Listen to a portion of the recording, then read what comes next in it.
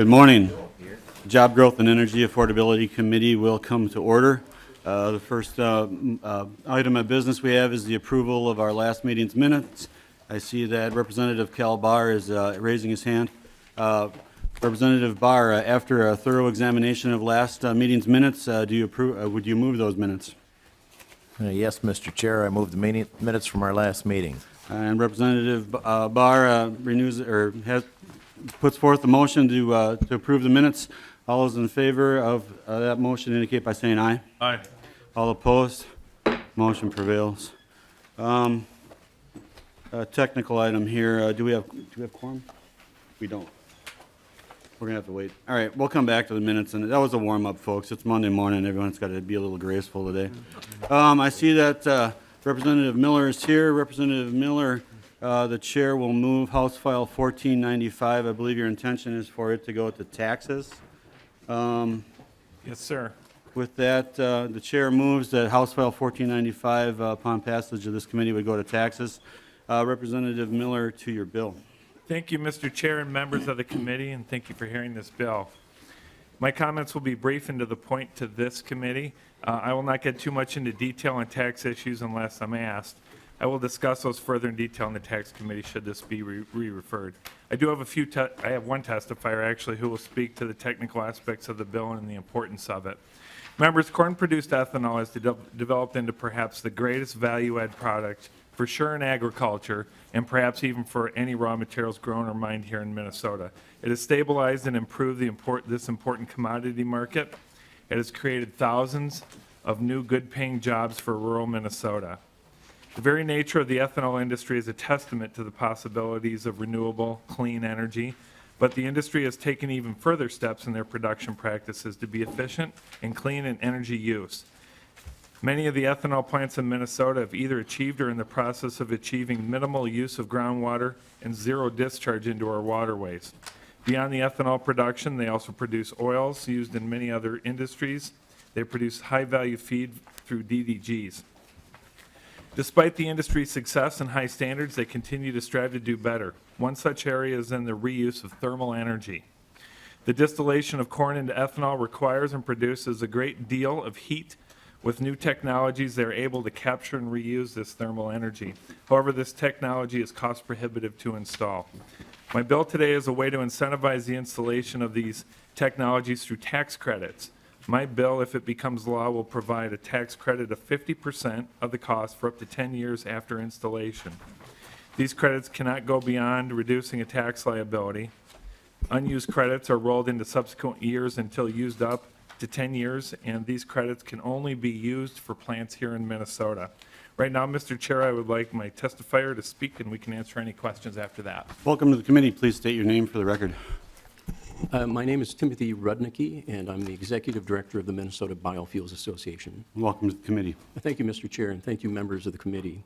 We're delighted to be here and very grateful that Representative Miller has put together House File 1495. And I just want to give you a few reasons why we speak in favor of and support the bill. And perhaps this is an example of where a picture is worth more than 1,000 words. It's my understanding in your information packet there should be a couple of documents. One has an image of something called, well, it's actually captioned, examples of CHP and EG systems.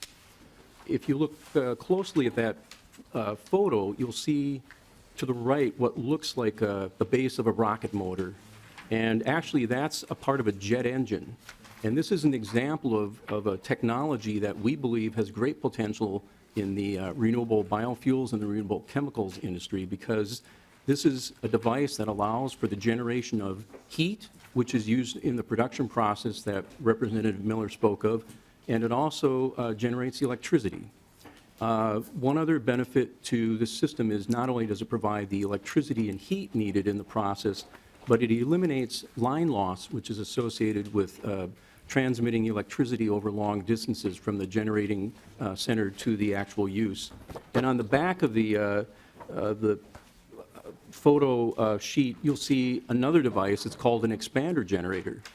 Now, we think this also has great potential in the renewable ethanol industry as well as renewable chemicals industry because it's a device that takes high pressure and converts, whether it's steam or gas or fluids from high to low pressure, it takes that pressure difference and actually converts it into electricity.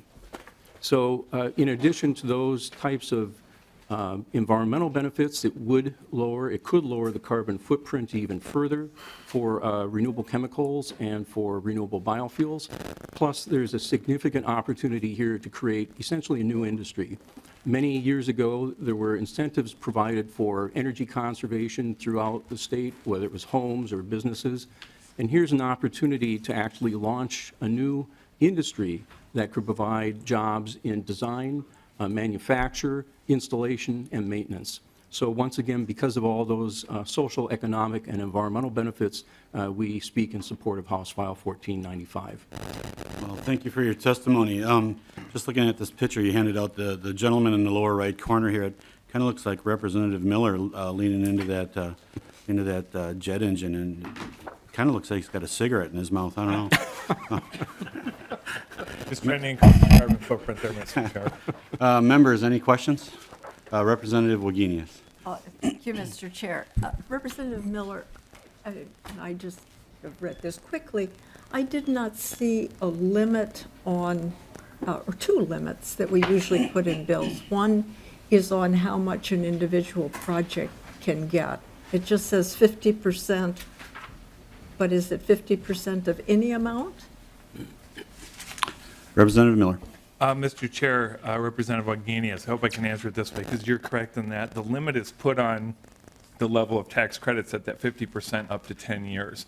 So while that may not limit if they never achieve that 50% over 10 years, how much that is, that may be true, but they can only do up to 50% over a 10-year period of time. What that specific dollar amount is, I don't know that I can answer that if Mr. Rudnicki would be able to answer that, or anyone else would be. Mr. Rudnicki.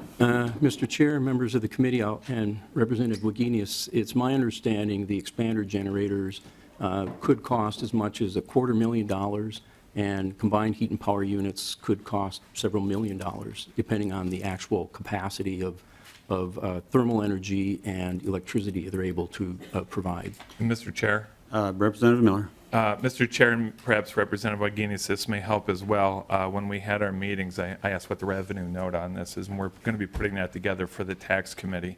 The estimated revenue note will be roughly about, we don't have this yet, but we're estimating it to be about $350,000 a year, up to $350,000 a year. Representative Wagenius. Thank you. So the other thing we often put in bills like this is a maximum tax expenditure. Right. Is your maximum tax expenditure going to be what? Representative Miller. Mr. Chair, Representative Wagenius, I think that's a valid question, and I think that's something as we move this on, should it be re-referred to the tax committee, we'll have that prepared in advance so that we can answer that question for the tax committee. Representative Wagenius. Thanks. Just final question. I note that this is retroactive. That feels a bit unusual to me since we're encouraging the people to do things in the future and we're asking for this money to encourage a certain behavior, yet it's retroactive to last December. Help me understand that. Representative Miller.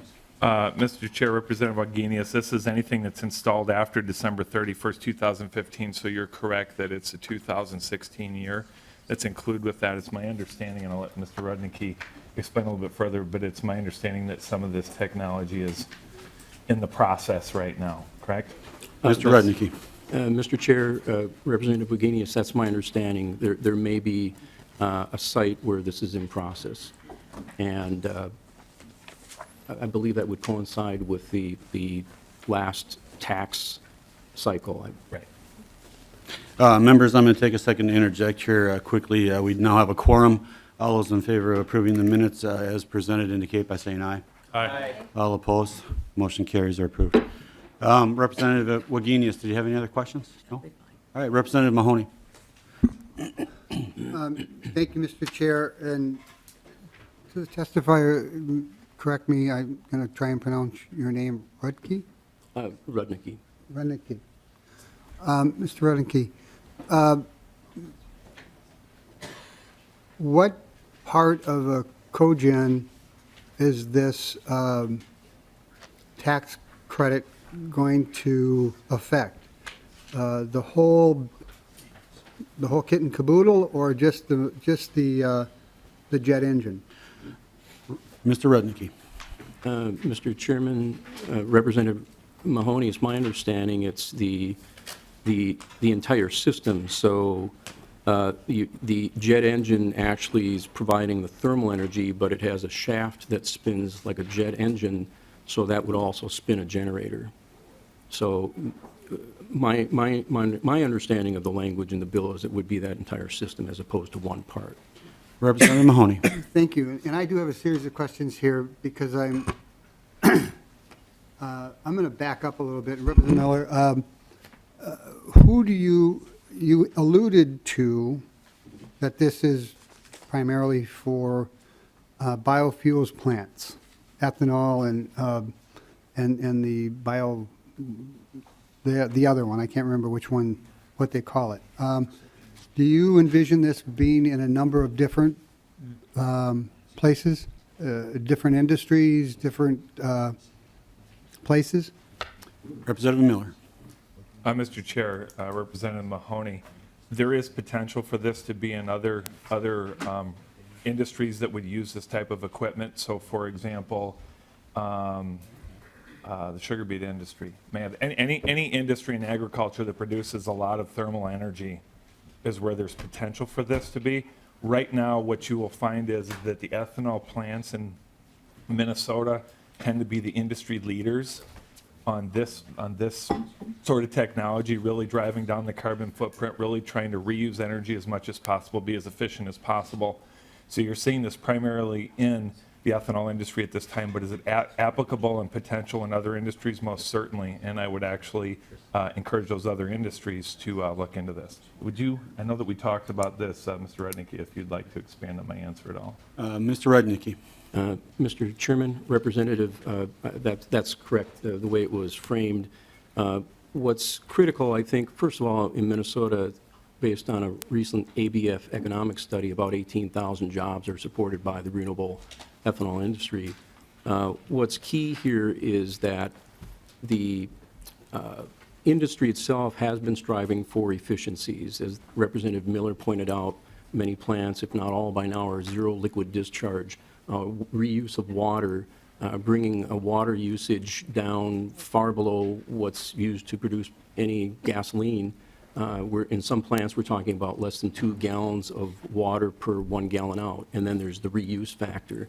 The carbon index is very critical because actually there's an internationally accepted GREET model, which has been expounded by the Argonne National Laboratory. And what's critical for that analysis is looking at upstream and downstream energy inputs. So anything that can be done in the agricultural sector to create efficiencies, anything that can be done at the plant to create efficiencies, such as would be done by an expander generator or a combined heat and power unit, improves that score. And that means for any of us who, at this point, still drive a spark ignition engine vehicle, if we use the ethanol, we actually are driving with a lower carbon fuel. So there are multiple benefits on a societal level and for an environmental analysis as well. Representative Mahoney. Well, I don't mean to be rude, but I really just want to know what other industries you are thinking of here, because I know oil refineries love this. They love this. And I know there's at least one, if not a second one, that's looking at putting in a cogen operation.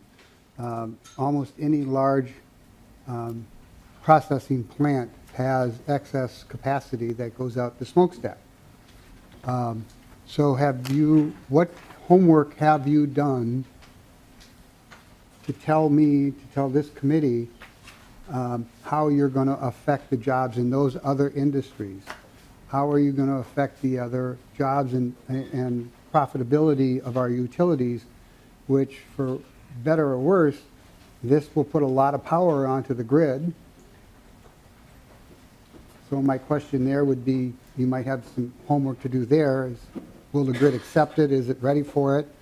And how is it going to affect all the pensioners that have invested in their co-ops and utilities and everything else?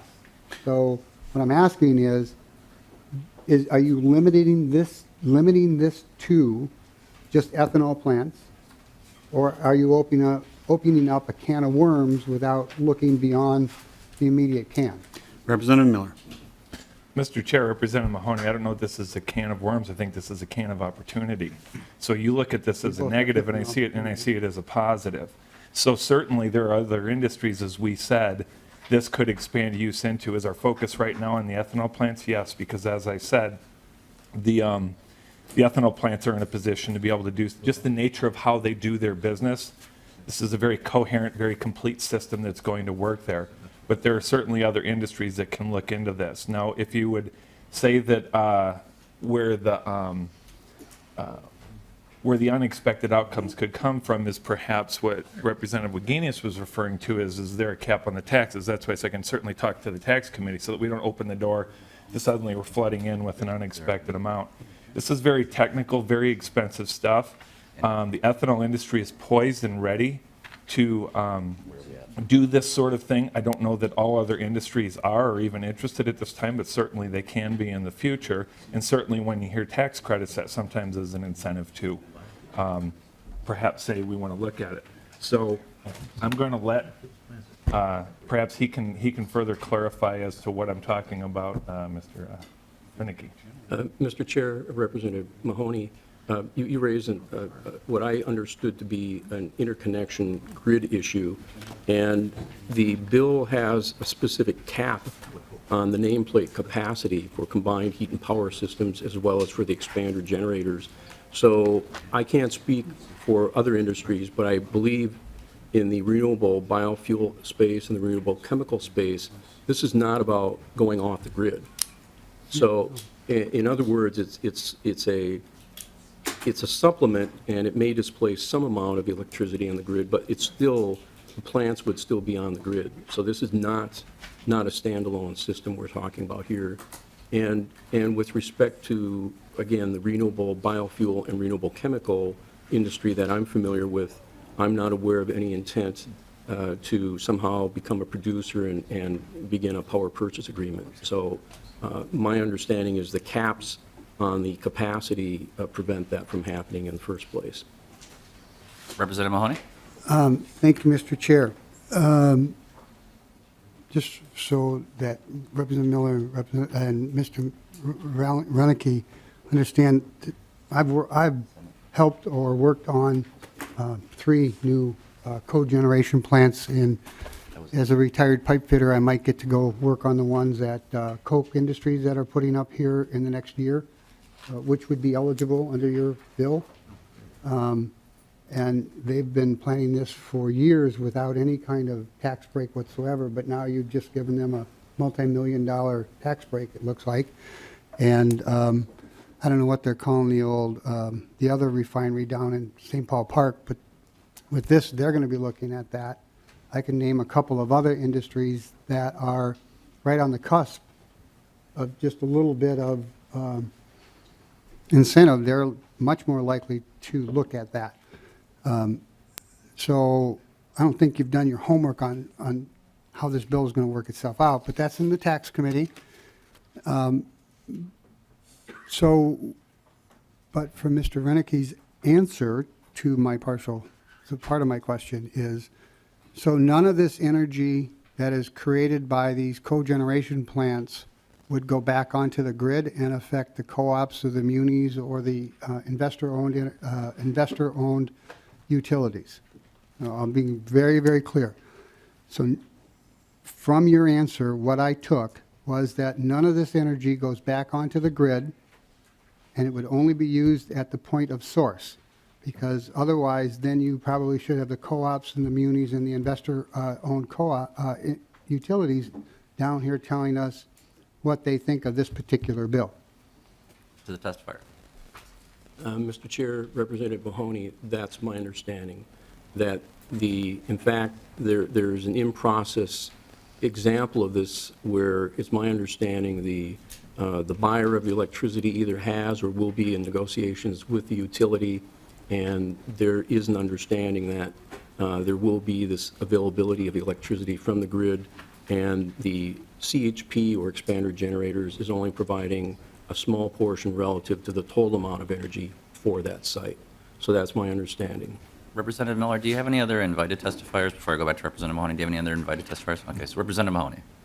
So there's your understanding. So this actually could be selling energy back to the grid, subject to negotiation until we get cranky at the legislature here and force the utility to buy that power from you, and we'll probably set the price on it too, because that's how we operate here. And then the next question, something you should think about, is we just changed the way that residential customers get charged for having, well, it's net neutrality. Is it net neutrality or? Net metering. Net metering, thank you.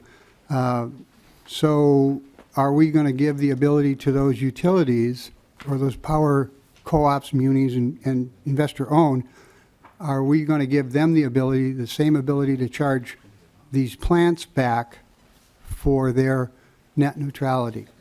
So there's a lot of questions here. See where it goes. That's not a question, that's just a comment at the end of the bill. This is a public hearing. Are there any members of the public who wish to testify in favor or voice concerns with the bill? Seeing none, we'll close the public comment portion and move to additional members and questions and comments. Seeing none, Representative Miller, you get the last word. Thank you, Mr. Chair and members. Thanks for hearing this. Representative Wagenius, I think you make a good point, and Representative Mahoney, I will look into that, but I'm confident that we are not moving in that direction of selling back energy. This is a way to reduce the footprint of those actual plants. So we'll certainly, if that's an unintended consequence, we'll deal with that. I don't anticipate that being a problem, but thank you for your time, and I ask for your support. With that, Representative Newberger renews his motion to have House File 1495 recommended to pass and referred to the Committee on Taxes. All those in favor, please signify by saying aye. Aye. Opposed, say nay. No. Motion prevails. We're on our way to taxes. Thank you. Thank you. Or you're on your way to taxes. I'm not. So, Representative Albright.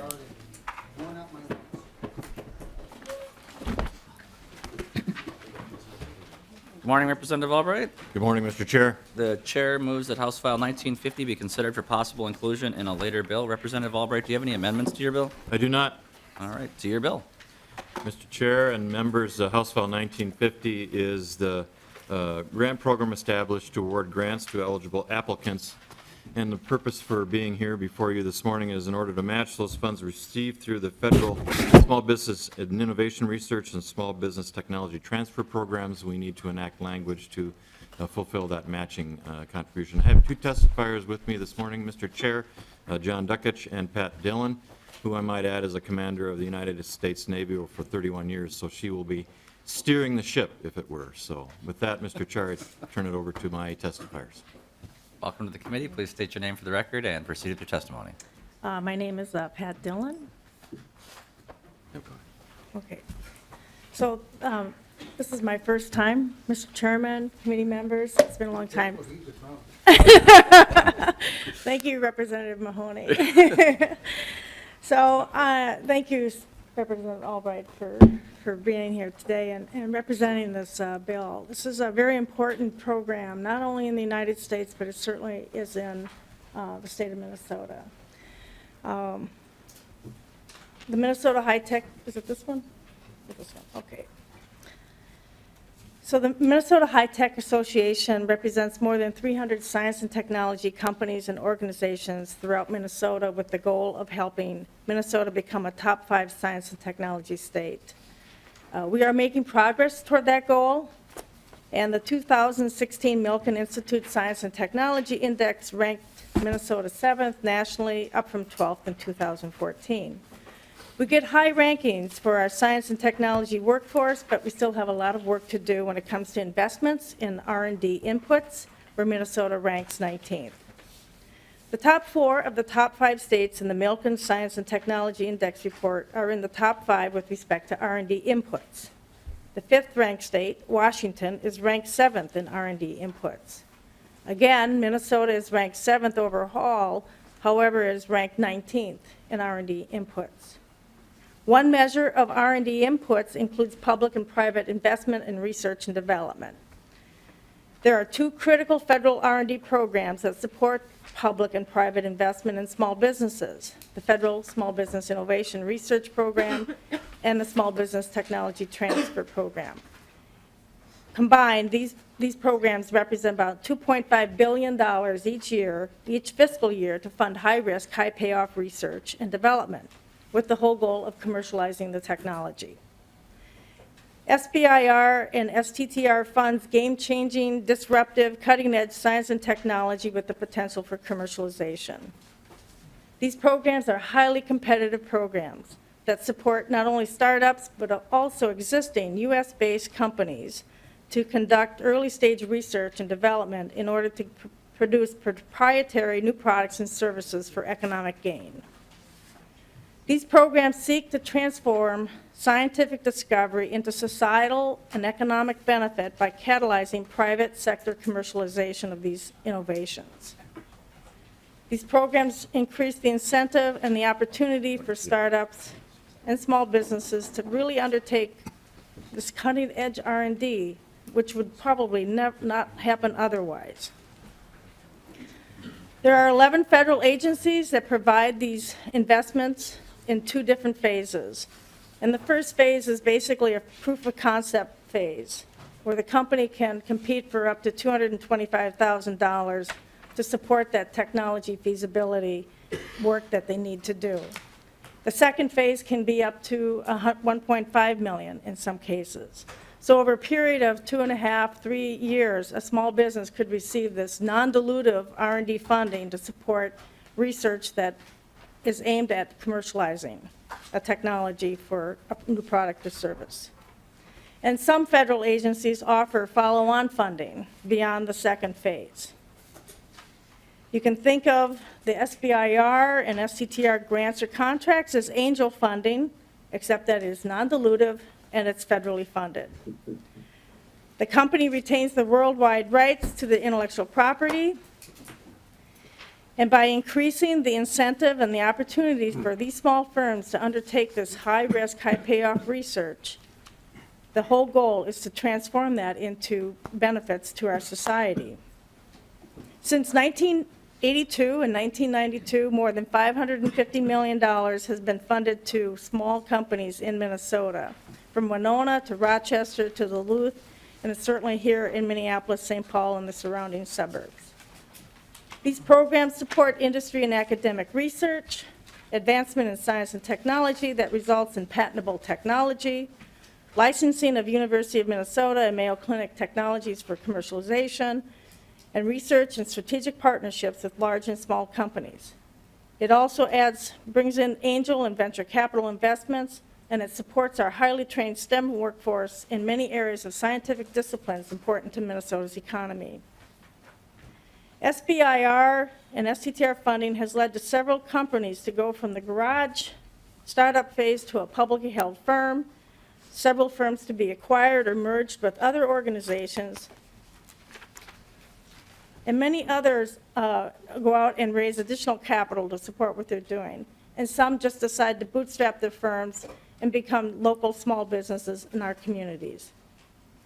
SBIR, STTR funding occurs in many of our technology sectors, including medical device, biotech, defense, aerospace, energy, agriculture, information technology, cybersecurity, nanotechnology, and much more. By providing state matching funds to these companies that receive this funding, it will help those companies take that federal funding further and encourage our other companies to take advantage of these programs. We'd like to see more federal research dollars come to Minnesota. Because if it's not coming to Minnesota, it's going to some other state. And a matching grant program is one way to help encourage our companies to take advantage of this funding and help foster a thriving science and technology industry in Minnesota. Thank you, Mr. Chairman. Thank you. Welcome to the committee, sir. Please state your name for the record and proceed with your testimony.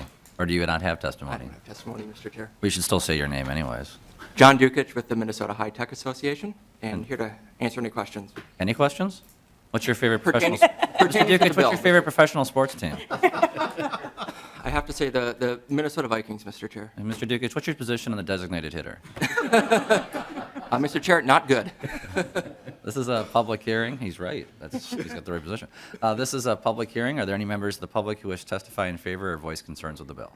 Seeing none, we'll close public comment, move to member questions or comments from the committee. Representative Sundin. Thank you, Mr. Chair. Will the chair yield for a question? Can we afford this? Do we have targets yet? Is this committee going to authorize to spend this money? Where are we going with the financial end of this? Well, first of all, you don't have to ask me to yield to a question. We're in committee. You can just ask me a question, Representative Sundin. But I second was of all- going to comment about something else, but I passed. Yeah, so Representative Sundin, as I think you're aware, we do not have targets yet. I would expect that, given the very early deadlines, we would have those targets by the middle of next week. Certainly, the resources that are made available to this committee by the Ways and Means Committee would determine our flexibility to determine appropriations for this bill or any other bill we're considering. So Representative Sundin. Thank you, Mr. Chair. So this is just going to be added to the wish list. Representative Sundin, that's every session. There's lots of wishes and lots of lists. Thank you, Mr. Chair. I'm clear on that now. Yep. Any other questions? Representative Thiessen. Thank you, Mr. Chair. Just a couple. The first is, do we know what the proposed federal budget is doing with this program? I'm an author. I think it's a great idea, but I just was curious about that. Yeah, Mr. Chairman and Representative Thiessen. Currently, with the congressional budgets, some of them are still under review, and so there's been no final dollar amount, but we're projecting it's going to be somewhere in the neighborhood of $2.5 billion, as it has been for the last number of years. Thank you. Representative Thiessen. Thank you. And then just on the 550 companies you mentioned, do we know how many of those have actually taken an idea to have commercialized an idea, what the economic impact of that has been, and how much private funding has been leveraged as a result of, in those Mr. cases? Yeah, Mr. Mr. Testifier? Chairman and Representative Thiessen, so it's not 550 companies. It's about 150 companies, or more than 150 companies since 1982 that have been successful in winning this funding. It's been about 550 million, but, those numbers are coming in as the fiscal year closes and the agencies report their final awards. Excuse me, sir, but what was the next Yeah, question? so thank you, Mr. Chair. Of the 150 companies that got this grant, do we know how many have actually successfully taken a product to market? And then how much that the money that came in the federal grants was leveraged with private dollars? To the Or how many private dollars were leveraged, I guess? Mr. Chairman and Representative Thiessen, so there's been a number of companies that certainly have commercialized their technology, and some of them include Hysatron, which is based in Eden Prairie. They've gone from seed to actually being merged now with a very large multi-billion-dollar firm. Surmatics is in, I believe, in Eden Prairie as well, and they've gone from the seed stage to the IPO stage many years ago, and certainly they're doing very well. Non-Volatile Electronics Corporation was another company that went from the seed stage to the IPO, and I think their market capitalization is somewhere in the neighborhood of $300 million this year. Sage Electrochromics, which is based in Faribault, they went from the seed stage to a merger. And then we have Beamogen, which is a University of Minnesota spinoff, which has also raised capital through investors. So I do not have an actual dollar amount of how much has been raised through outside investors since 1982, but I can say for some of these companies that have gone through the IPO stage, they have raised capital through angel and through venture capitalists to support their commercialization. one of our goals here with some of the funding is to put together a commercialization report so we can really truly show the products and services that have come out of the SBIR and STTR programs since 1982 here in Minnesota. Representative Mahoney? I was very tempted to ask a 30-year veteran about heel spurs, but I'm not going to. Representative Albright, one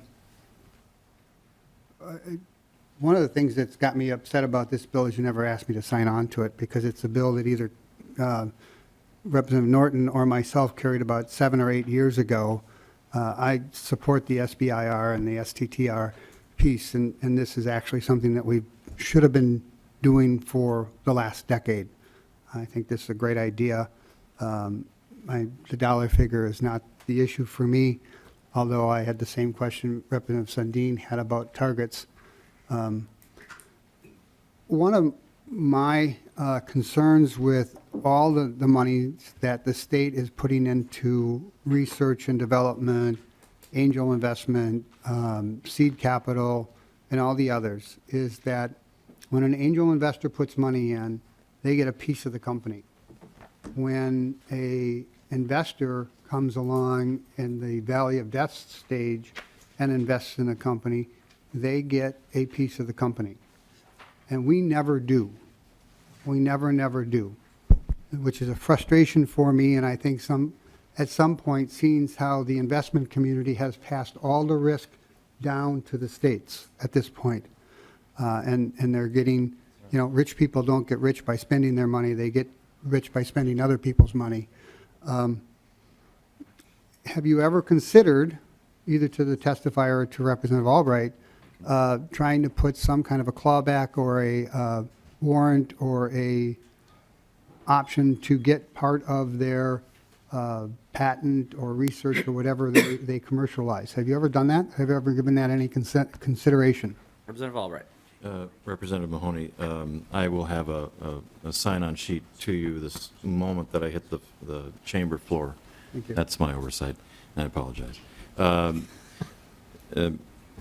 To your point about the clawback, I think there are a number of ways in which the state benefits by encouraging business development in the state, not the least of which is by the increase in the number of employees that would be supportive of those organizations. And so you have an increase in the number of people that want to come into the state. And I think the peripheral collateral benefits to that are manifold, and we could spend hours talking about those. But the one primary increase that you find from businesses who site themselves here and expand is the increase in the revenue base from a taxing perspective. Now, I'm all for encouraging businesses to site themselves here and to grow themselves here, and if they need some seed capital that is matched by an outside entity to get themselves started or get them over the hump towards commercialization, I think that benefits the state in ways that might not always be perceived to the naked eye.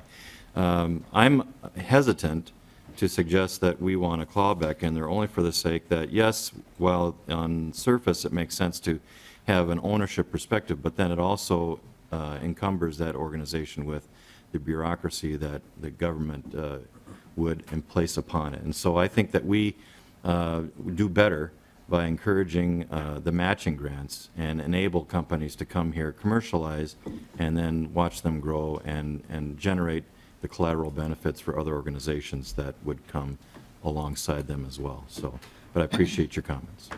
Representative Mahoney. Just a quick comment. There are ways of doing it. We need to start looking at that at a nationwide level. Our tax credits and tax breaks and monies that we pour into small companies that are just starting up at a national level by states is now approaching almost obscene, and we as taxpayers, we as representatives of taxpayers, certainly we benefit from the jobs created in the states, but there are even more ways that we can benefit And I'll certainly talk to you offline about that, because frankly, just off the top of my head, I know that we are probably at about $75 million a year that we as a state invest in small and mid-sized companies, whether through tax cuts, tax breaks, not tax cuts, but tax credits, tax subsidies, and actual just dollar subsidies, or if this one passes, it adds another $16 million over a biennium. And if we were investing anywhere else $100 million a year, we would want an ROI of some substance that we could actually track and see. But I think your bill's a good idea. I'm going to support it, and I hope we can find the money, although the hottest rumor doesn't say we're going to have much money to do this. Representative Wagenius and then O'Neill. Thank you, Mr. Chair. Representative Albright, to Representative Mahoney's question about clawback, I wouldn't use that word, but we do have a state model, and that is the lottery dollars, LCCMR.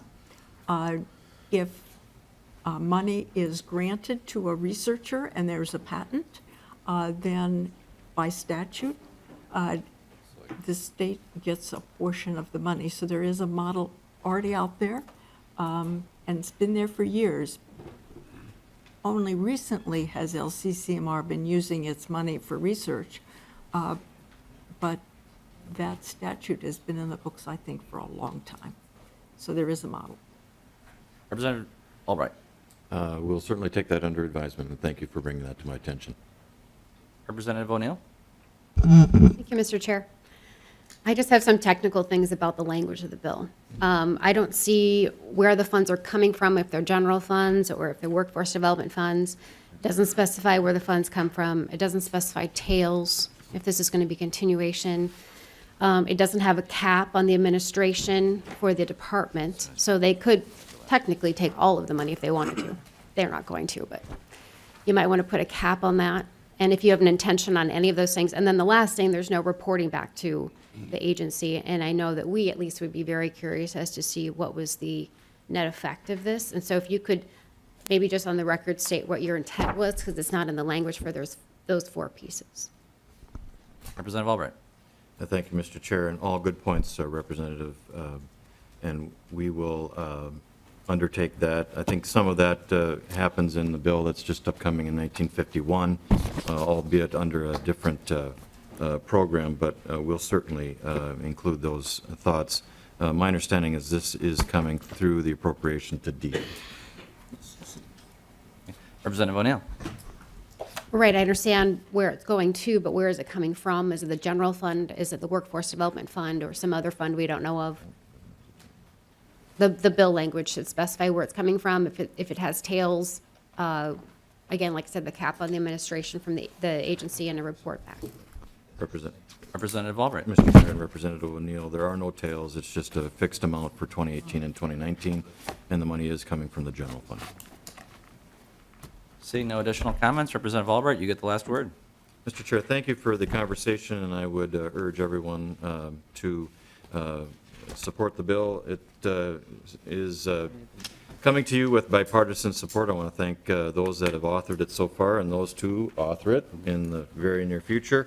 And by way of just encouragement, one of my favorite presidents, Reagan, was actually the first president that wrote the SBIR into law back in 1982. So that's got its going for it. So with that, thank you.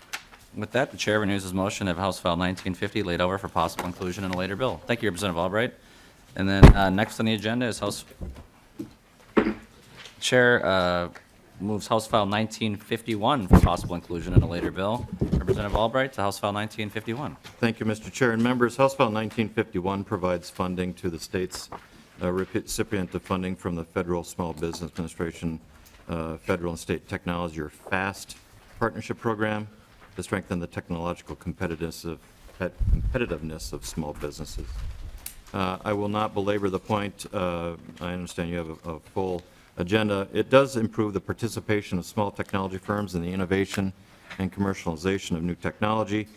All 50 states, the District of Columbia, Puerto Rico, and the Virgin Islands, Guam, and the American Samoa may receive funding for an array of services from this type of program. We are not to be excluded from that. Governor Dayton designated the Minnesota High-Tech Association as the state's designated office for SBIR and STTR assistance. What the fund does is just set that up to host the organization and do some reporting. I have Mr. Dukic to explain the rest of the bill. Welcome to the committee. Please state your name for the record and proceed to the testimony.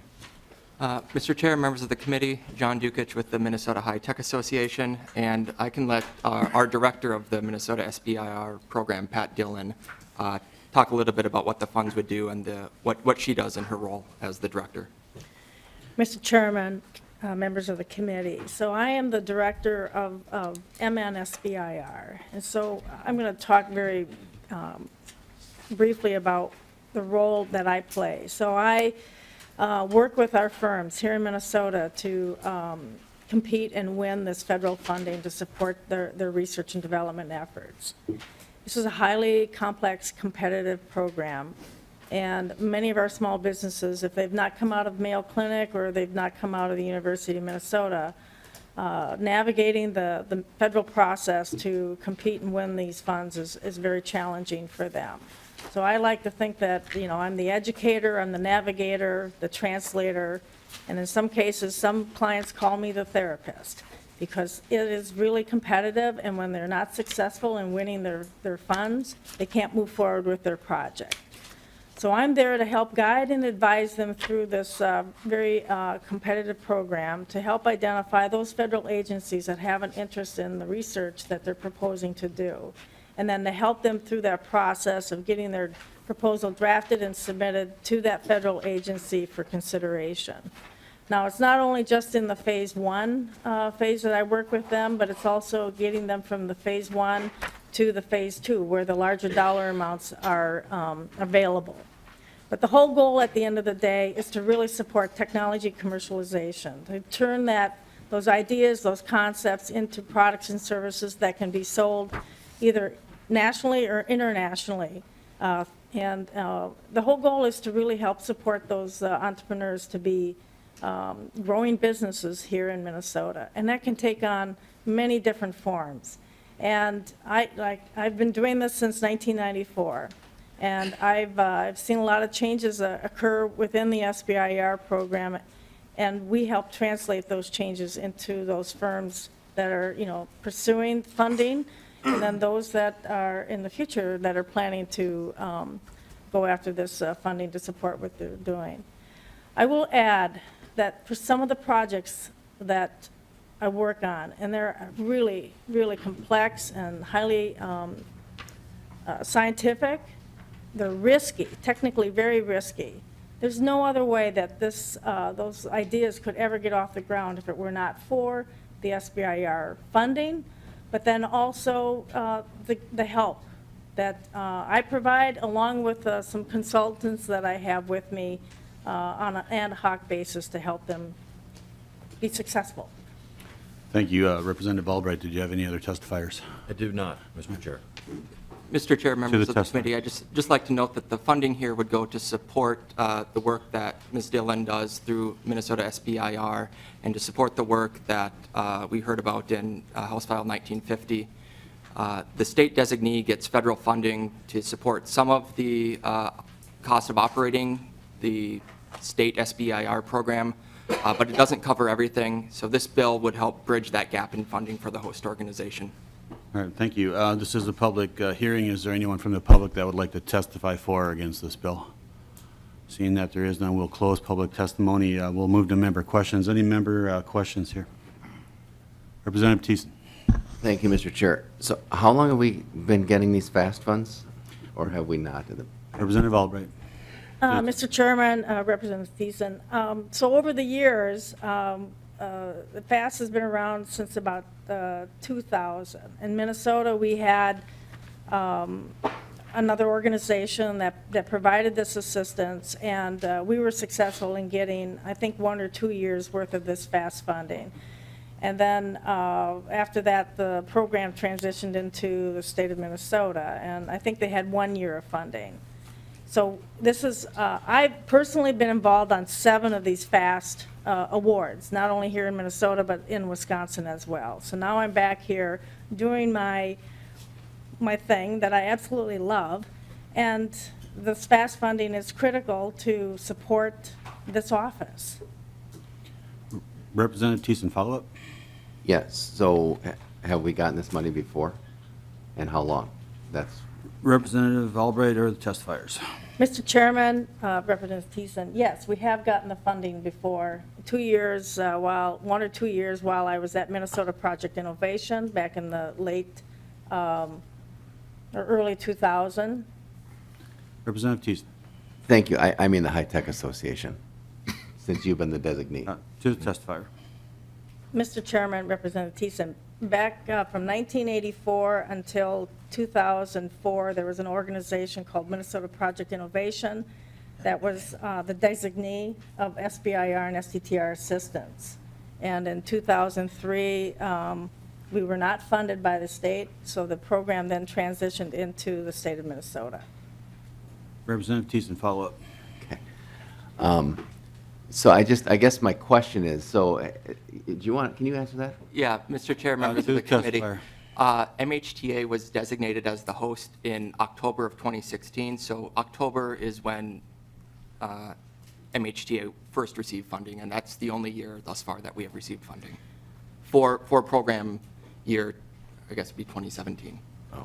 Representative Thiessen, further questions? No, thank you. Well, Members? Mr. Chairman, to the testifier. Representative Thiessen, I'll add that prior to MHTA, we had 1 year of FAST funding, or 2 years of FAST funding with the Minnesota, or MEDA, Metropolitan Economic Development Association. Thank you. Any further member questions? Seeing none, the chair will lay this bill over for possible inclusion in a later bill. With that, Representative Albright, you'll give you the final word, I guess. Testifier said it all, Mr. Chair. We're good. All right, thank you, and thank you for coming. Thank you, sir. Thank you. Yep, this bill's laid over. Next bill will be is Representative David's in the House. Not seeing him. Representative Wagenius, are you ready? We can do that.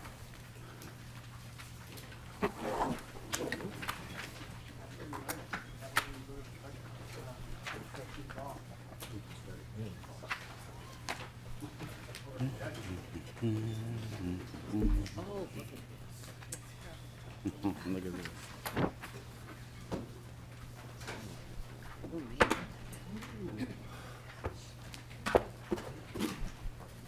Oh,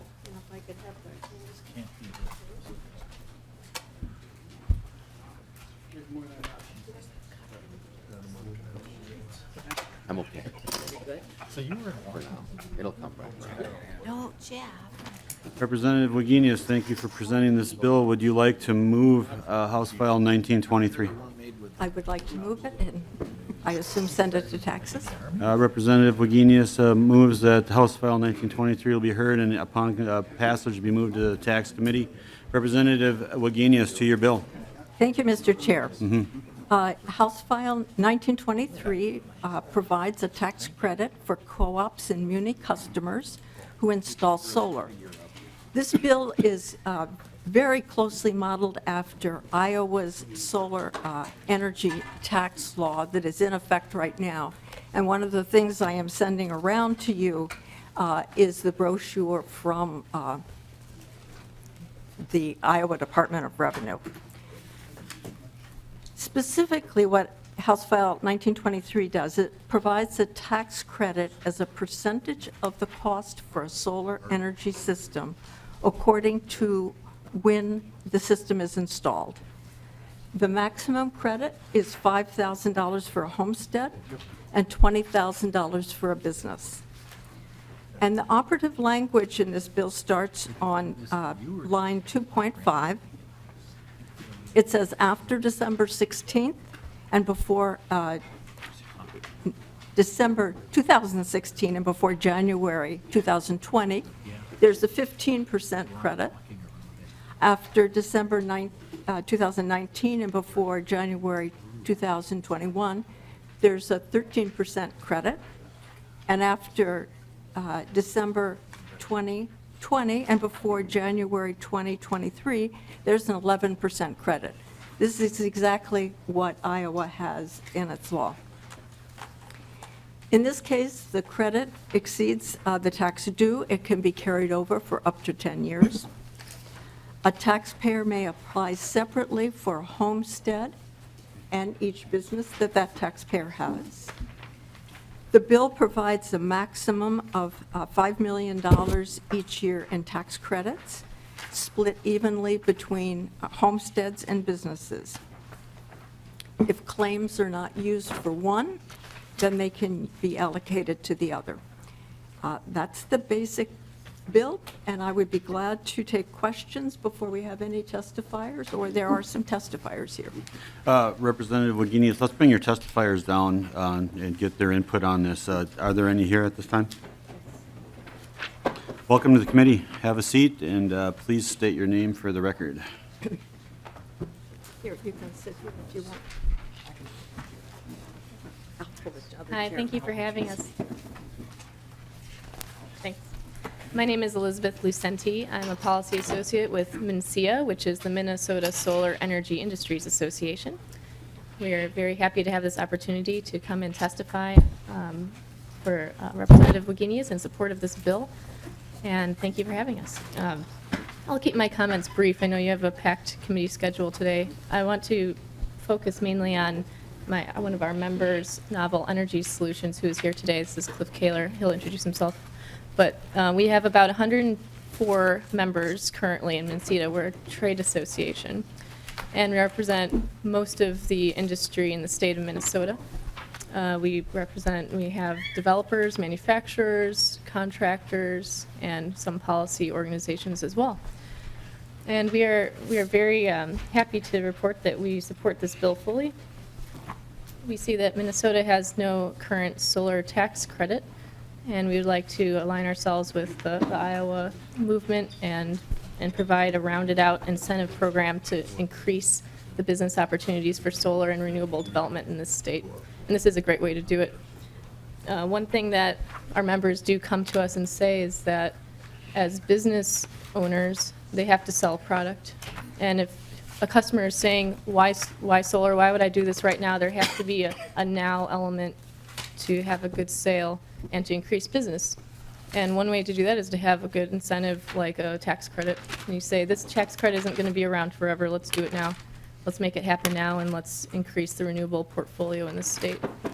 With that, I will hand the mic over to our member unless there are any questions. Welcome to the committee, sir. Please state your name for the record. Cliff Kaler. I'm the CEO of Novel Energy Solutions. I don't think it'll come as a surprise, being an energy management company, that we are pro this bill. But, what I want to touch on is the reason why we like this bill. I'm not going to come up and testify on something that doesn't make sense, even if it hurts my industry. MNSEA can talk to that. There's other solar programs that we're not huge fans of and that we haven't necessarily testified positive for. The reason I like this is being from a fifth-generation family farm, this is focused on the rural areas. A lot of our other, not even just solar, a lot of our other programs are focused on the urban areas. The customers that this applies to right now aren't eligible for the Made in Minnesota program. And so this is hitting a subset of customers that are in the rural areas that currently aren't eligible for the other incentives that, the more urban investor-owned utility customers are eligible for. The other main benefit is this is going to help create jobs in the rural areas. For our company, we've grown to about 30 people. It's all of our business is word of mouth. But I will say there is a slight price increase when we have systems in western Minnesota. Like say, with our business being word of mouth, we kind of go where the customers are. But, in these rural areas, this helps offset some of that because, rather than a 30-minute or an hour drive time from site to site, you have 2, 3, and 4-hour drive times, which, any business owner can tell you that's going to increase costs. And finally, someone who is a big believer in smart solar versus other solar, I'll call it, I think this program is a really good chance to see the comparison of how a credit like this works versus some of the other incentives that are around. And I think, what I like about this is it doesn't pick winners and losers in the solar industry. It's just set up for, kind of it promotes the market finding what is the best solution as opposed to, using a specific panel or a specific installer and getting a different price. But again, my support for it boils down to, one, I think it's the smartest way to have the biggest impact on volume in the solar industry. Solar costs are coming down for us in a lot of the areas. It's growing, and so we might as well have the industry be centered here rather than have people from out of state come here and create the solar jobs and have that money leave the state when you have out of state companies, and it helps the rural areas. So like I say, I'm in favor of this bill, and I think it's one of the smarter legislations. I really like how this is structured of a market-based response, letting the market pick what are the most efficient installers and manufacturers. Oh, thank you for your testimony. Welcome to the committee, sir. Please state your name for the record. Thank you, Mr. Chair. Alan Gleckner. My name is Alan Gleckner. I'm the Director of Energy Markets at Fresh Energy, an independent energy nonprofit that provides in-depth research and analysis of energy policy issues across Minnesota. I'm here today to testify in support of this bipartisan legislation, House File 1923. Minnesota's solar industry has been steadily growing over the last several years, and this bill would help focus further growth and investment specifically in rural communities across greater Minnesota. Over the past several years, thanks to market demand and advances in technology, the cost of solar has been cut dramatically. The $5 million in state funds allocated by this bill in the first year would help unlock more than $30 million in private investment by rural property and business owners. Those investments, in turn, would help support and grow the hundreds of solar businesses and thousands of good-paying solar jobs that we already have across the state and focus those in greater Minnesota. For residential systems, the language in this bill is designed to encourage systems right around the industry average for those homes, and these systems would be aimed to match closely to the needs of those households. For businesses, this bill will encourage investments that help them lock in their energy costs and hedge against future fuel price increases. As Minnesota's solar market grows, we think it's critical that families, schools, businesses, and utilities have different options on the table. Along with community and utility solar investments, the distributed solar encouraged in this bill can play an important role in making Minnesota's electric system resilient and energy independent. So I would urge you to support this bipartisan effort. Thank you. Thank you for your testimony. Representative Wagenius, did you have any other testifiers? This is a public hearing. Is there anyone from the public that would like to testify for or against this bill? Seeing none, we'll close the public testimony portion and open to member questions. Any member questions? Representative Howe. Thank you, Mr. Chair. And I guess my question, I've got two questions. One goes to, do I have to have a company install this, or can I do this on my own? And once I get my utility company saying I'm up and I'm generating electricity, can I get the tax credit? Representative Wagenius. If it's not written that way, I would hope to rewrite it that way. I think that's would be fair. But you would have to have the expertise to do it. Representative Howe. Thank you. I would assume that I can get that expertise hired by electricians and that and whatnot. But the other question I have then is, if I see there's a difference between a company and if I'm in a limited liability company, that flows back to the individual, the credit does. And so if I do this on my own homestead, and then I'm part of a limited liability that has numerous business locations, am I limited to the amount of tax credit I can receive by the number of locations I put out there, or am I limited to 5,000? How does that work if I want to put it on my homestead and then on my numerous business places that I've got different limited liability companies on every different location? Representative Wagenius. I think if you look at line 3.4, that will answer your question. You can, as a resident, now apply separately to receive a credit for solar systems installed on a taxpayer's homestead and on business property owned by the taxpayer. And then you can look at lines 2.22, and that talks about the credits granted to a partnership and all those other things you were talking about. Representative Howe, follow up? Thank you, Mr. Chair. I guess, so is there a limit to what I can get, or am I limited to 5,000, or can I get, I see there's a limit to 20,000. I guess how much of that can flow through to the different partners? Representative Wagenius. Okay, it's a limit of 5,000 per household, and then a separate limit for a business, that's 20,000. And so that 20,000 would be divvied up if it were on some of the other things you were mentioning. So, no, it's not limited to 5,000. You can do it for each business, but it's a first comes, first serve. Iowa is fully subscribed. So I'm not going to say that this is a ton of money for the possible demand out there. Members, we have some input from research here. Mr. Eloff, would you like to weigh in on this? Mr. Chair, I just wanted to point out lines 3.6 and 3.7 also say that the taxpayer can apply separately to receive the credit on multiple business properties owned by the taxpayer.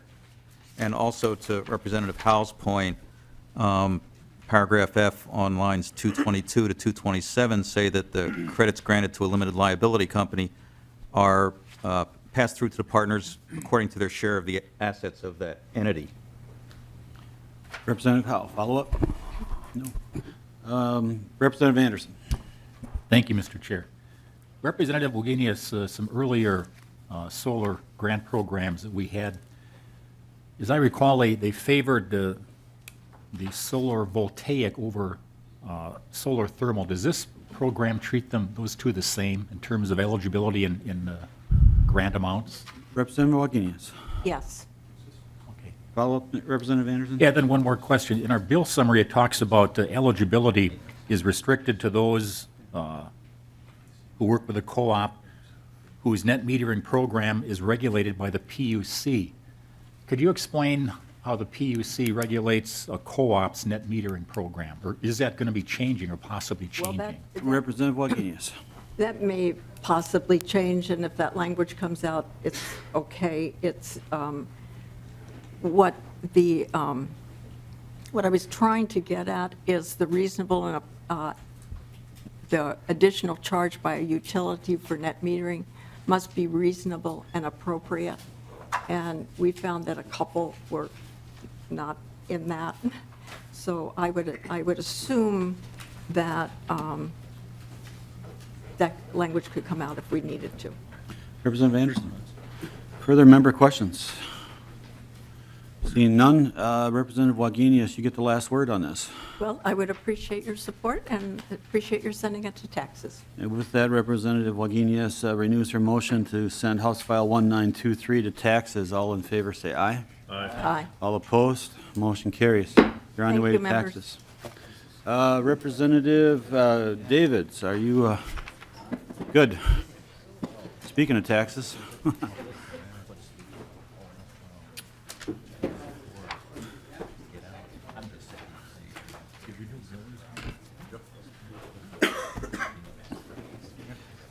Representative Davids, are we looking at 1497 first? Whatever you prefer. Yeah, that's what, yes, that'd be best. Yeah, 1497, yep. Let's work on that one here first. We're going to be laying this over, okay. The chair moves House File 1497 to be laid over, possible later bill. We do have an amendment, and the chair will move amendment, the A1 amendment, to get the bill in the shape that the author intends. All those in favor of adopting the A1 amendment indicate by saying aye. I don't see it. Could the pages that handed that out? Yep. Okay. All right, I'll do that again. All those in favor of adopting the A1 amendment indicate by saying aye. Aye. All opposed? The motion has been passed. Representative Davids, to your amended bill. Thank you, Mr. Chairman, members. This bill, 1497, establishes a new clean energy rebate program in statute at the Department of Commerce. It provides rebates to individuals and businesses ranging from $2,500 to $25,000 for a variety of wind, solar, geothermal, and energy storage systems. And Mr. Chairman, I do have to, in full disclosure, I have a company, not that I own, well, I own companies, but not this one, that in my legislative district that actually manufactures some of the parts for what we'll be talking about today. So it certainly piqued my interest. I have no ownership in the company whatsoever, just to make that clear for the record. Just this is good government all the time, Mr. Chairman.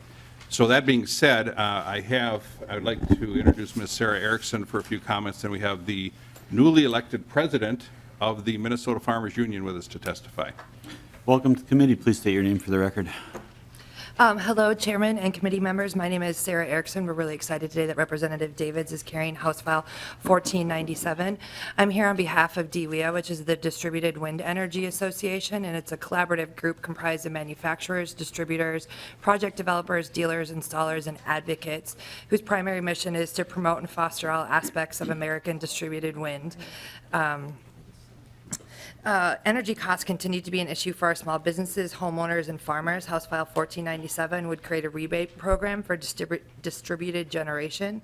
These systems typically use energy sources, including small hydro, biomass, solar power, wind power, and geothermal power, and are increasingly playing an important role for the electric power distribution system.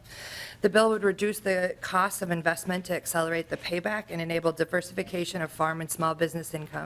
Farmers want a way to reduce their operating costs and hedge against the volatility in commodity prices, including the rising cost of electricity. House File 1497 would direct the Department of Commerce to establish a program to provide rebates to individuals who own energy storage systems, wind energy conversion systems, geothermal pumps, or solar thermal systems installed at the residential, farm, commercial, and industrial properties in Minnesota.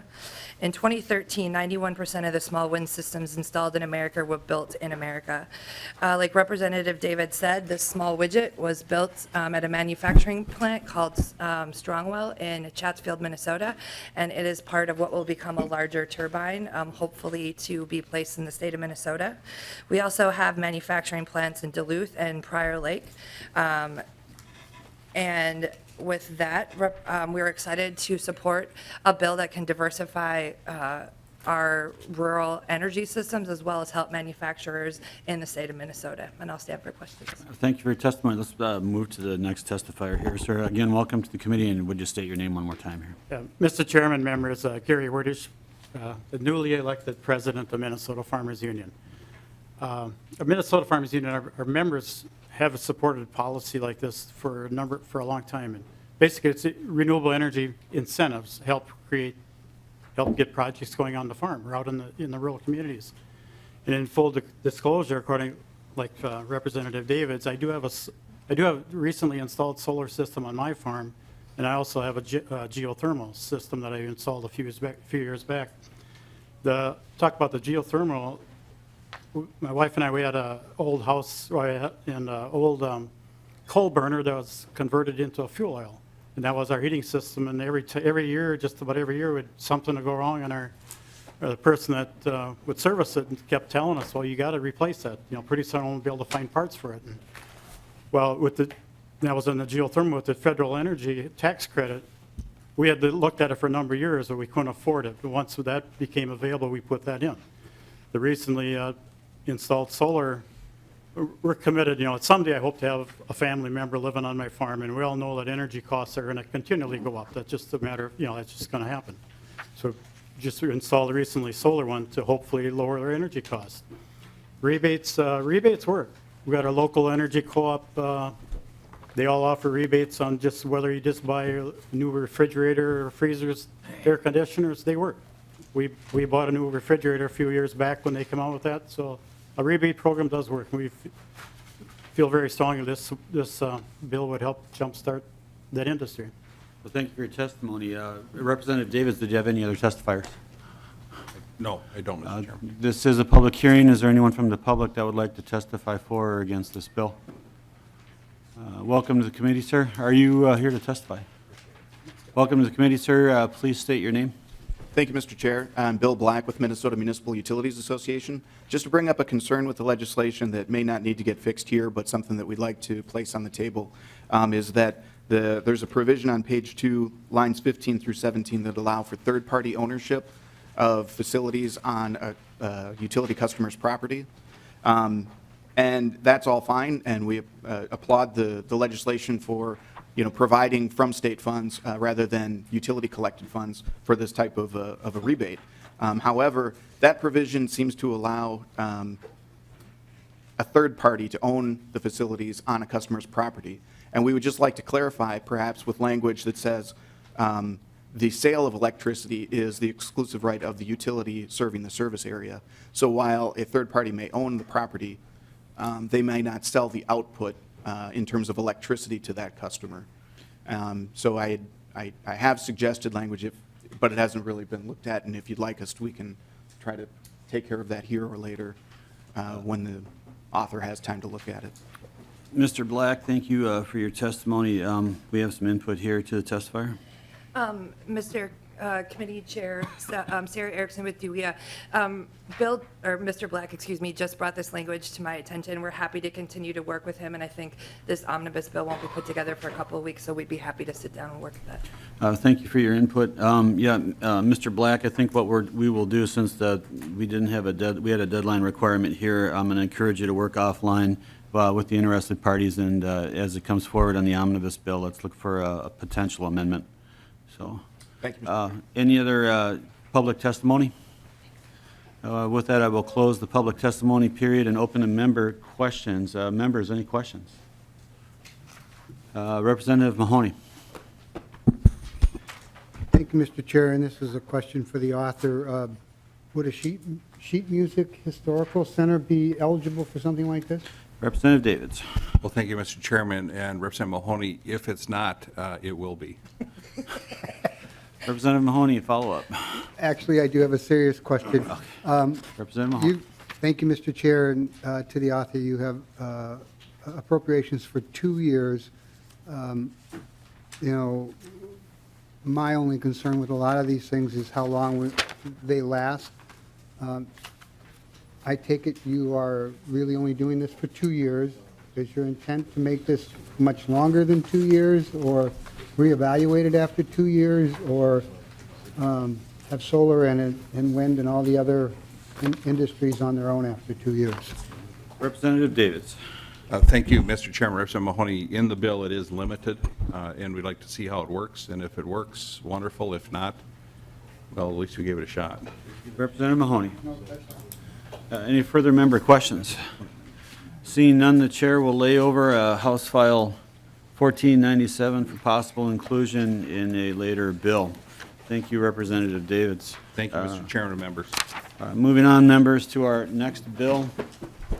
Looks like our final one here for the day would be House File 1985. Representative Davids, were there any amendments to this bill? Not that I'm aware Not that you're aware of. All right. With that, the chair will move that House File 1985, upon passage, be sent to the Tax Committee. Representative Davids, to your bill. Thank you, Mr. Chairman. This bill has a history, not so much in the House, but in that other body that we can't talk about. This was in the tax bill last year from the other body, and it was moved forward, and it was kind of like a whole lot of things, the way it looked to me, that we hadn't even talked about in the House. So we put the brakes on, put a stop to it, and said, let's work on it and see if we can run it through the process so the committees will have the opportunity to hear what's going on here. This bill simply establishes a valuation of utility personal property. And in the past, this bill has actually been around in the past. It was not in House File 848. Even before the conference report. I believe that's correct, right? That was not in, yeah. But generally, when these things have come forward, they've gone straight to tax committee. So we're here because we want to make sure we vet anything that has to do with this committee here, obviously. So with that, I'd like to introduce Mr. Rick Evans to give a brief synopsis of the bill, and then we'd stand for questions. And I don't know if there's another testifier too, I believe.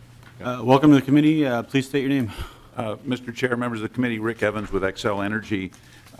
As I'm sure most of the members of the committee know, the utilities are somewhat unique in the state of Minnesota in that in addition to real property tax, we pay personal property tax. And in fact, the personal property tax is significantly more dollars each year than the personal property tax. It's one of the reasons that Xcel Energy is the highest property taxpayer in the state. One of the peculiarities of a personal property tax is that it is somewhat unstable and unpredictable. As companies make investments, usually very large investments in plants, the value of the plant goes up and the tax revenues go up. But these are depreciating assets, and so as the assets begin to depreciate, the tax revenue goes down. And over the last many years, we have struggled back and forth with the communities that host our largest assets as they watch their revenues go up and down in this somewhat unusual way when compared to, say, the relative stability of a real property tax. And so this bill is really an attempt to try to break this investment depreciation cycle and put taxes on a more stable and predictable and more easily administered method. Essentially what it does is instead of establishing valuation based on the value of the assets, it establishes valuation based on the capacity and the energy production of each of the facilities. And this would create a more stable revenue generation for the local governments that receive this money. In addition, we have over the years created something of a patchwork of generation sites that are exempt from this tax and others that are covered by this tax, and that's created some frustration and some evenness across the system. And so that's also attempted to be addressed in this bill by allowing people to keep the tax exemptions that they currently have during their current contract, but having those expire at the end of those contracts so that over time we would have a more uniform system across the state. As you can imagine, this is a very complicated discussion between all of the various utilities, all the people that own production assets, and all of the local government units that receive this money. And so it's taken quite a lot of work to get to this point where we think we are approaching something like revenue neutrality. Some communities are going to lose money and some communities are going to gain money based on this reworking of the formulation. And so there's transition aid proposed to ease that transition for those communities. Of course, once we get into the tax committee, we start applying numbers to this. Some of these things are going to have to move. But in terms of the impact on energy policy, I'm not altogether certain what questions the committee may have. But from the utilities point of view, this is designed to be revenue neutral, so we're not paying any more or any less tax than we've paid in the past. But we're trying to stabilize it as we go forward. Thank you for your testimony. We do have another testifier here, Carolyn Jackson. Welcome to the committee. Would you state your name for the record, please? Good morning. My name is Carolyn Jackson, and I'm an attorney lobbyist with the firm Flaherty & Hood, and I'm here representing the Coalition of Utility Cities. The Coalition of Utility Cities is a group of 7 cities that host investor-owned utilities. The cities are Hoyt Lakes, Cohasset, Becker, Monticello, Granite Falls, Oak Park Heights, and Red Wing. We'd like to thank Representative Daniels for carrying House File 1985. David. Or David. David, I'm sorry. It's okay. I'm reading, I should just think. Thank you, Representative Davids, for carrying 1985. It has the potential to lend revenue stability, as Mr. Evans said, to both communities and utilities. The current tax on electric generation equipment is a significant source of revenue for our communities. Since this was introduced in the other body, we've been working with the stakeholders on reaching a mutually acceptable bill. And we look forward to working with Representative Davids and the other stakeholders as we move forward in the tax committee. And we just want to thank you for hearing this bill today. Thank you for your testimony. Are there any other testifiers, Representative Davids? Not that I'm aware of. All right. This is the public hearing. Is there anyone from the public that would like to testify for or against this bill? Seeing that there are none, we will close the public testimony period and open to member questions. I do have one right off the bat. Representative Davids, if if you wanted to bring Carolyn or Rick down, that'd be fine. But I've been tracking this bill now for 5 years. I've been watching it as it has moved forward. And for the committee's sake, this is deep in the weeds tax issues. Currently, right now, our tax situation, the way that we set up the tax formula for power plants is quite complex and involved. Upon passage of this bill, if we are able to implement this new tax system, it will greatly simplify the tax, the way that the taxes are calculated for power plants. Is that correct? Mr. Chair, members of the committee, yes, absolutely. I think I shouldn't speak for the Department of Revenue, but I think that, we've been working closely with them on this bill, and I believe they would find this, and certainly the tax people within Xcel Energy, maybe I'll speak for them instead of the Department of Revenue, find this believe this will be a much easier and more predictable and more stable way to calculate taxes and predict them going forward as we plan our business and as communities plan their revenue. Thank you for your answer, Mr. Evans, and that is the reply that I've been getting consistently from folks in the industry and then also from the folks in the cities, the coalition utility cities. So with that, I'll move on to any member questions. Any member questions? Representative Mahoney, I had you up here first.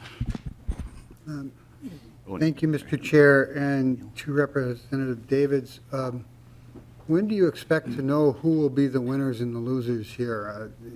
Your testifiers have kind of alluded to the fact that once this is recalibrated, that there will be winners and losers, and the property tax will be figured entirely different. Representative Davids. Well, thank you, Mr. Chairman. Representative Mahoney, as you know, in tax committee, we only have winners. And so that being said, there will be a list because it does change things. There will be some that receive a little more, some receive a little less. And that's the provisions we're looking at for the transition aid because of this, I don't want any cities to be losers, if you will. Everybody has to at least break even or win. That's the approach I'm taking here. And the theory is that over a period of time through the transition aid, then we will get to a spot where there really shouldn't be winners and losers because it should be implemented so that everybody's on the same level playing field, and we're taking away the peaks and the valleys, which can really hurt some of these communities. And a lot of these communities are not high population communities. So that's the theory behind it. We will crunch the numbers in tax committee, and we'll also hear more. We are always very open to the Department of Revenue. Mr. Chairman, Representative Mahoney, this has to work in my mind, for three entities. It has to work for the Department of Revenue, it has to work for the affected cities, and it has to work for the utilities. Otherwise, as far as I'm concerned, we don't go forward. Thank you, Representative Davids. Follow-up, Representative Mahoney. Well, thank you, Mr. Chair. And it's not a follow-up, it's just I appreciate what Chair Davids said, because, St. Paul, and I don't know about Minneapolis, but I think it has probably the same number of Xcel Energy facilities in its city that we do, or creates the same amount of tax, or proportionately the same amount of tax.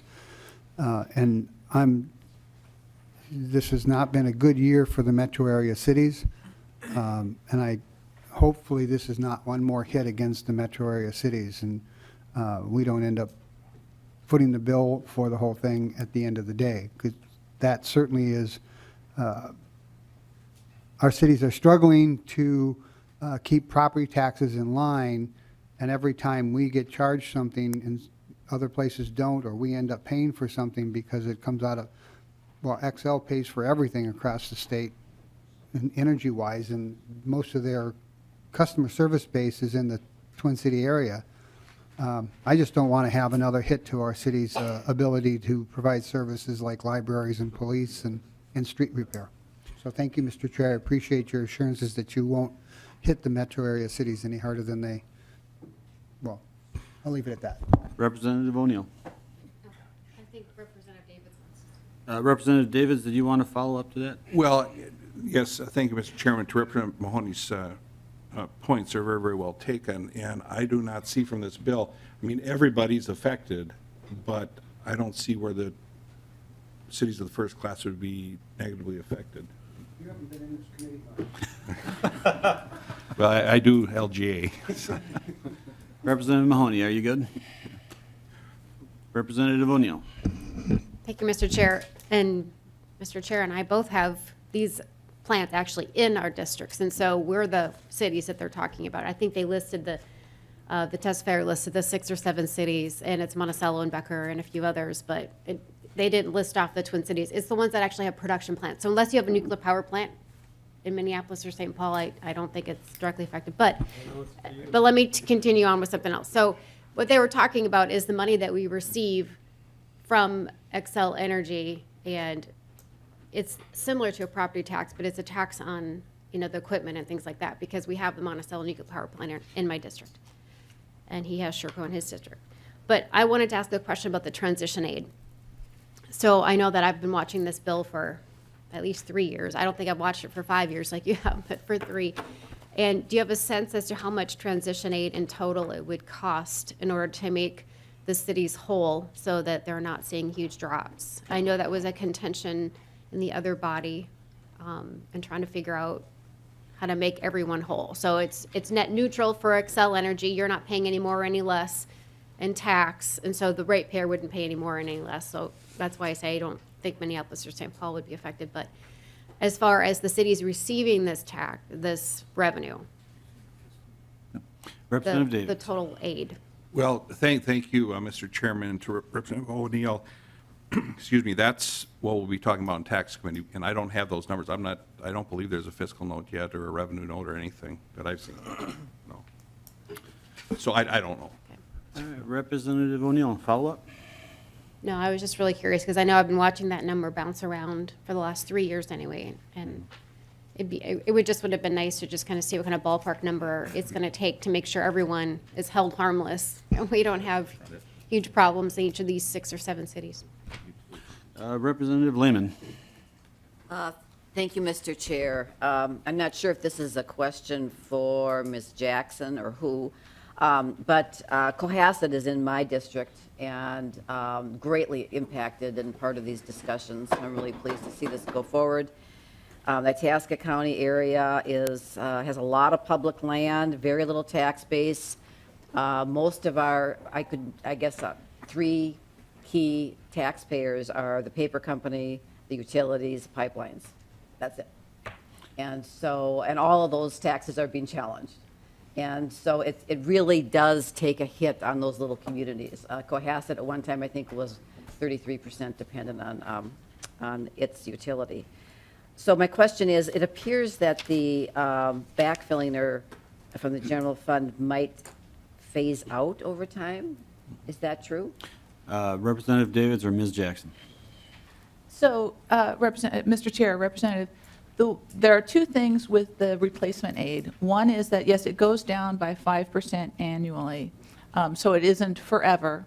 I don't know whether Cohasset would qualify even for the transition aid. They might be held harmless under this bill. But if they were to get it, it would go down to a little bit. But also there is a factor in this bill that increases the value over time. So while the transition aid is going down, the valuation is going up. And that's one of the things that we're insisting upon, is to make sure that those go up over time, because the expenses of the city also go up over time. So both the replacement aid and the adjustment factor are things that we will insist upon in negotiations. There's something else, and this will affect Cohasset as well. In the replacement aid, there's a click-on factor. So if there's a major change to the tax base, I believe it's like a 10% trigger or something like that. If a plant were to close, the replacement aid would click on. So it's not just a one-time thing. It would make sure that the city is held whole if there was a major change, and then that replacement aid would go down over time. But it does provide our communities with a certain amount of certainty going forward, and also a little bit of protection against these major market changes. Representative Lehman, follow up? Thank you. Further member questions? Seeing none, the chair will renew his motion to pass House File 1985 and move that on to taxes. All in favor of House File 1985 indicate by saying aye. Aye. All opposed? Motion prevails. You're on your way to Chairman, taxes. members. Thank you, Thank sir. you. Members, looking at our agenda, it looks like we finished. And with that, we are adjourned.